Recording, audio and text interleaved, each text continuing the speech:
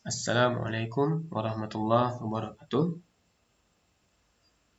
Pada hari ini saya akan menyampaikan materi tentang static routing.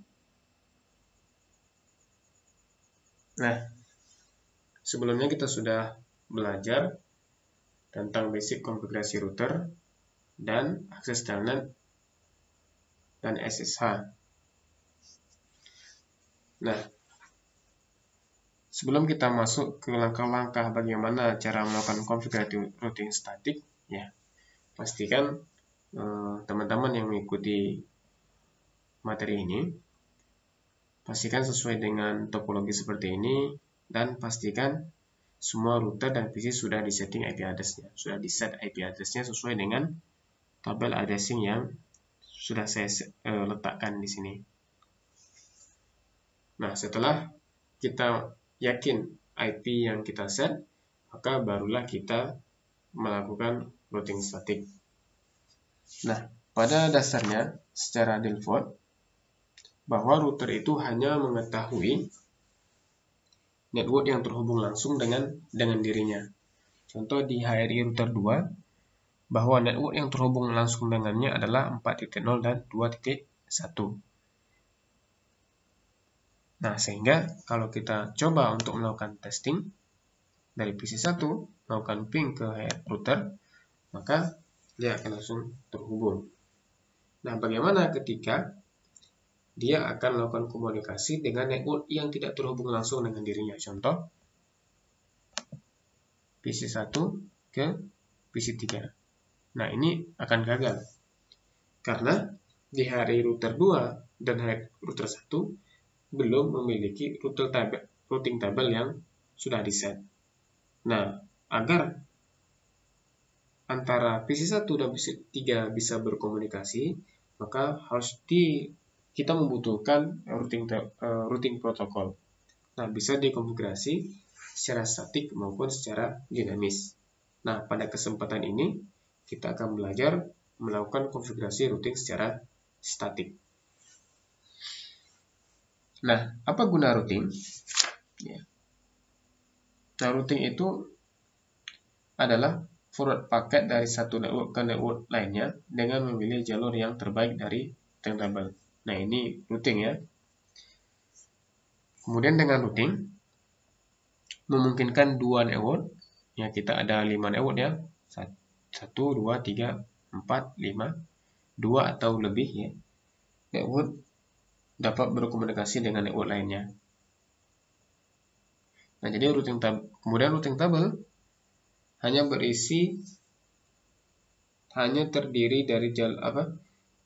routing table ini hanya terdiri dari jalur terbaik untuk masing-masing network destination.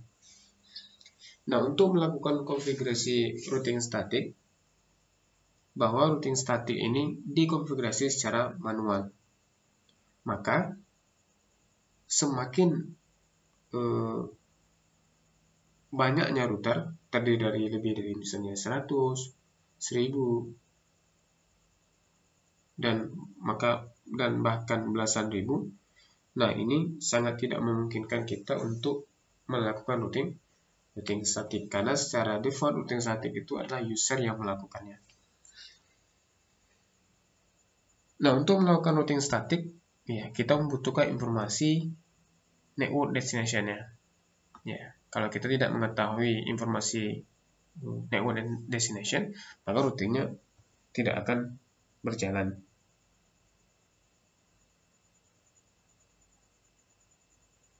Nah, biasanya routing statik digunakan sebagai backup dynamic routing. Oke, langsung saja kita akan coba melakukan langkah-langkah konfigurasi routing statik ya. Bahwa nanti kita akan buktikan apakah semua PC di sini bisa melakukan komunikasi atau tidak setelah kita melakukan routing statik. Oke.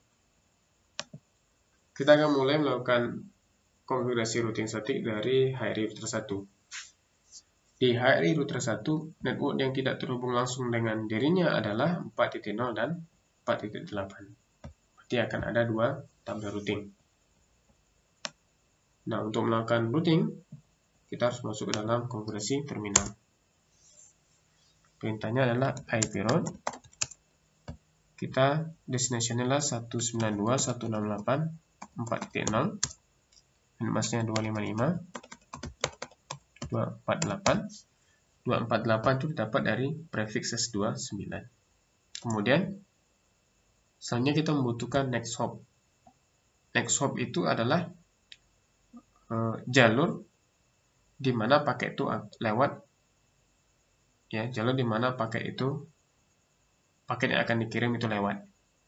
Nah, itu dikenal dengan istilah next hop. Nah, kalau dari konfigurasi HRI router 1, maka jalur untuk melakukan paket ini lewatnya di S0.0.0 dengan IP 192.168.2.1, ya, 192.2.1, atau pilih router yang paling dekat dengan HRI router 1. Nah, itu adalah next hop yang kita pilih, 2.1. Oke, nah, kemudian routing selanjutnya adalah mengarah ke 4.8.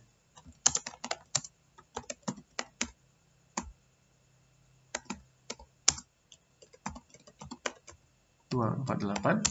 Nah, next hopnya adalah berarti 192.168.2.6. Sorry. Ya, benar. 192.168.2.6.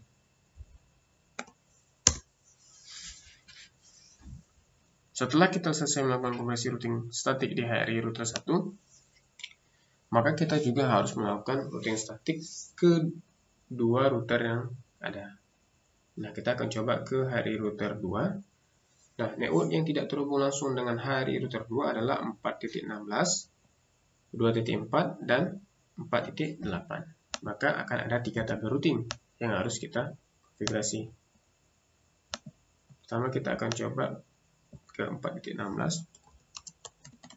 period 192.168, 4.16, 255, 248. Nah, next hopnya adalah dari HRI router 2, ini jalurnya, berarti 2.3.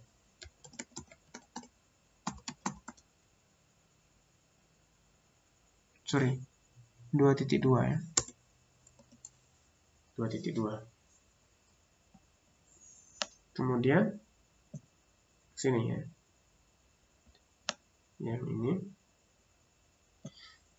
IP route ke ini yang 2.4, 192.168, 2.4 ya. 255, 252 ya. Karena prefix 30. Next hopnya masih yang ini 2.2. Oke. Kemudian mengarah ke 4.8. Ya, IP route 192.168, 4.8, dan masih 255, 248 ya. Nah, next hopnya adalah sebenarnya ada ini ya. Nah, ini. Tapi pada dasarnya adalah yang paling terbaik adalah pilih router yang paling dekat dengan, cari router yang paling dekat dengan source-nya. Atau router yang paling dekat dengan HRI router 2 adalah HRI router 1. Maka next hopnya masih 2.2.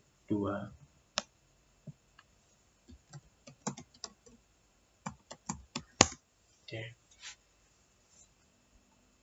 Ada 3 tabel routing. Selesai ya. Selanjutnya adalah dari HRI router 3. Network yang tidak terhubung langsung dengan HRI router 3 adalah 416, 2.0, dan 4.0.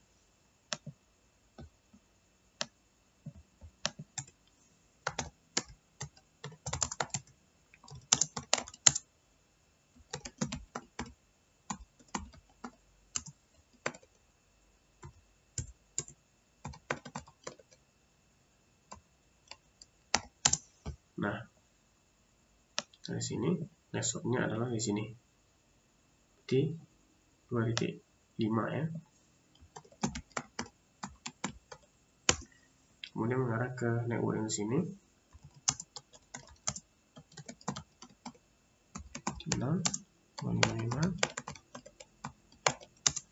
Nah, masih lewat di 2.5 ya. Kemudian ke 4.0 ya, 92 8 4.0 255.248 sama ya. Source-nya pilih router yang paling dekat dari high router 3 adalah high router 1, berarti masih 2.5.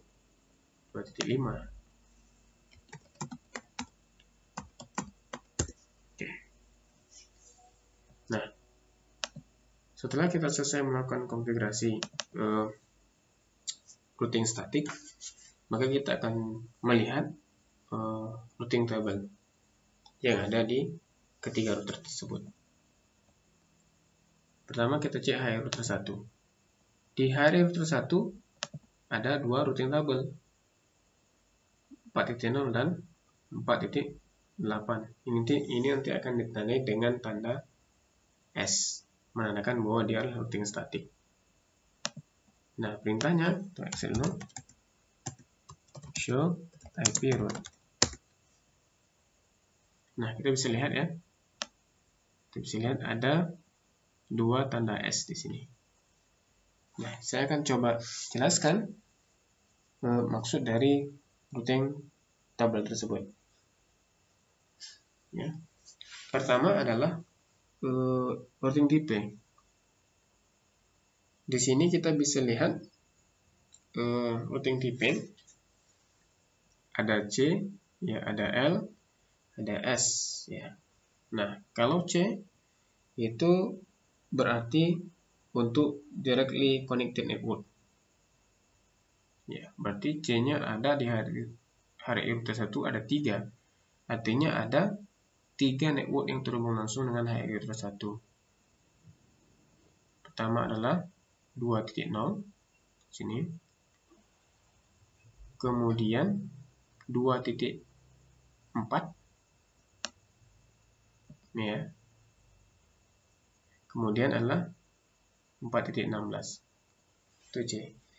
Kemudian yang L artinya adalah IP yang terhubung, ya, IP untuk interface router itu sendiri. Contoh, sini ada di serial 0, L-nya 0/0/0, IP-nya adalah 2.2. Kemudian S001 ya, 2.5. Kemudian G00 ini L ya, 4.17. Nah, kemudian yang penting kita pahami adalah di bagian routing statik ini. Nah, ini yang penting. Pertama adalah S itu artinya statik. Kemudian ada network. Ya, network address dan subnet mask. Ya. Ini ya, network address dan subnet mask 4.0 ini. Kemudian subnet masknya prefixes 29 ya. Itu menyatakan subnet address yang spesifik untuk root. Nah, kemudian ada satu yang ini /0 ya. Itu menyatakan administrative distance dan cost ya. Yang pertama ini menyatakan administrative distance ya, menyatakan tingkat kepercayaan sebuah root yang dipelajari dari source spesifik. Masing-masing router, masing-masing routing protokol ya, seperti ini ya. Sini ada RIP, ada EIGRP, ada BGP, ada OSPF. Nah, ini memiliki ada yang berbeda-beda ya. Tapi hasil yang lebih kecil atau value yang lebih kecil, nah itu yang lebih dipilih rootnya. Contoh, routing statik ada 1, maka lebih dipilih dibanding router protokol RIP yang adanya 120. Kemudian berarti cost, ya, menyatakan cost untuk mencapai root. Nah, cost ini disebut juga dengan metrik, ya. Tiap routing protokol memiliki arti root cost number. Jadi cost number ini digunakan untuk memilih root terbaik yang dipelajari oleh routing protokol yang sama. Ya. Kemudian ada via. Nah, ini menyatakan ada router di mana paket dikirimkan menuju network destination. Nah, contoh ketika kita pengen mengirimkan paket dari PC1 ke PC3, maka via ini menyatakan ada router di mana paket dikirimkan menuju tujuan.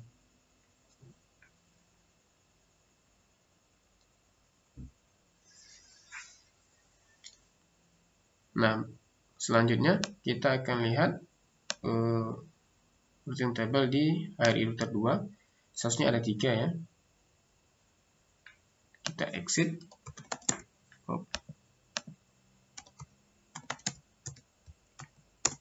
Show IP route. Nah, ada 3 ya. Bisa kita lihat dari router 2 mengarah ke 2.4 sini ya. Kemudian 4.8, nah ini. Kemudian ke 4.16. Jadi ada 3 routing statiknya. Kemudian dari HRI router 3 juga ada 3.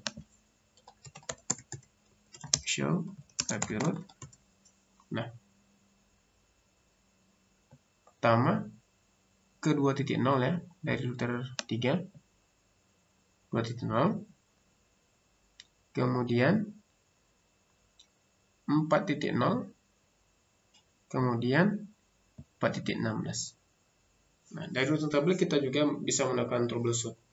Jika routing tabelnya kurang, maka kita bisa melakukan identifikasi di mana terjadi problem. Nah, jika tabel routingnya sudah lengkap, pas, maka kita akan coba melakukan tes ping. Kita akan ping dari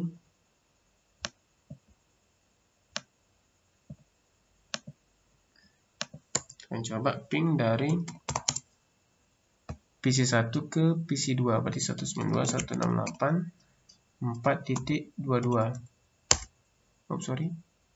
Salah. Nah, sudah jalan ya. Sebelumnya gagal. Kemudian kita ngeping ke 4.14. Oke. Berhasil. Sekarang kita coba ngeping dari PC. Nih ya. Ngeping ke PC2. Ya. Itu 92.168.4.14. Nah, berhasil. Coba PC2. Ya, berhasil kayaknya. 4.22 ya. Oke. Kemudian 4.6. Nah, awalnya dapat kita simpulkan bahwa pertama router ya hanya secara default mengetahui network yang terhubung langsung dengan dirinya dan tidak dapat terhubung langsung dengan network yang lain. Nah, setelah kita melakukan routing protokol statik ya, maka router dapat berkomunikasi dengan network yang tidak terhubung langsung dengan dirinya. Ya, mudah-mudahan sedikit ilmu ini bermanfaat. Assalamualaikum warahmatullahi wabarakatuh.